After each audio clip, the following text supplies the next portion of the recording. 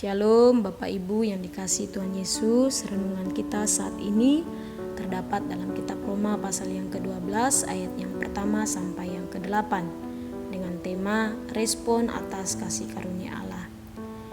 Kitab Roma terbagi atas 7 bagian besar. Yang pertama, memperkenalkan diri dan Injil oleh Paulus. Yang kedua, setiap orang bersalah di hadapan Allah. Ketiga, bagaimana Allah membenarkan manusia. Keempat, menjalani hidup beriman yang baru. Kelima, Allah menjangkau umat Israel. Yang keenam, hidup dalam tubuh Kristus. Dan yang ketujuh, rencana-rencana Paulus dan Salam. Pasal yang ke-12 masuk dalam pembahasan hidup dalam tubuh Kristus. Paulus menekankan orang percaya yang ada di Roma untuk hidup dalam Kristus, bukan tanpa alasan. Alasan tersebut ada karena kita mendapatkan kemurahan Allah melalui kematian dan kebangkitan Yesus Kristus yang membawa kemenangan bagi setiap orang yang percaya. Jika kita melihat di ayat yang pertama, Paulus menekankan kepada jemaat di Roma untuk mempersembahkan tubuh sebagai persembahan yang hidup, kudus, dan yang berkenan kepada Allah.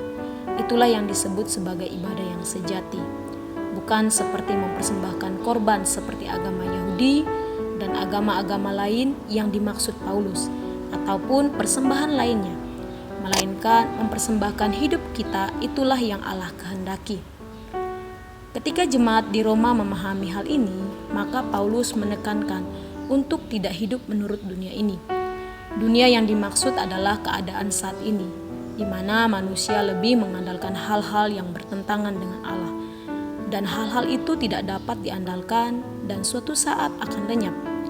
Hal-hal tersebut berkaitan dengan kedudukan atau posisi, harta, dan hal lainnya. Mengerti dan memahami apa yang menjadi kehendak Allah, apa yang baik dan yang berkenan kepada Allah dan yang sempurna, menjadi tujuan hidup sebagai orang percaya. Dan ketika kita sudah beriman kepada Yesus, maka otomatis kita sebagai anggota tubuh Kristus harus saling melengkapi, seperti terdapat pada ayat yang keempat sampai ke-8, dan tidak perlu memikirkan hal-hal yang terlalu tinggi. Sebagai anggota tubuh Kristus, kita harus saling melengkapi menurut karunia yang diberikan Allah. Jika karunia bernubuat, lakukanlah. Jika karunia melayani, layanilah. Jika karunia mengajar, mengajarlah. Lakukanlah hal-hal itu dengan penuh tanggung jawab di hadapan Tuhan, bukan karena untuk kesenangan kita sendiri atau untuk kepentingan diri kita sendiri. Paulus mengingatkan kepada kita, kasih karunia yang Allah berikan dan kita terima tidak hanya sampai di situ saja, melainkan hal ini berkesinambungan untuk hidup kita selama masih hidup di dunia ini. Mempersembahkan hidup kita sebagai persembahan yang hidup, kudus, dan berkenan kepada Allah, dan mempergunakan setiap karunia yang Allah berikan untuk mempermuliakan Dia. Kita adalah anak-anak Allah yang sudah menerima kasih karunia Allah melalui Yesus Kristus. Maka selayaknya lah kita memuliakan Dia dengan hidup kita seutuhnya, dengan tidak bersandar kepada pengertian kita sendiri, bahkan dunia ini. Demikian renungan firman Tuhan saat ini.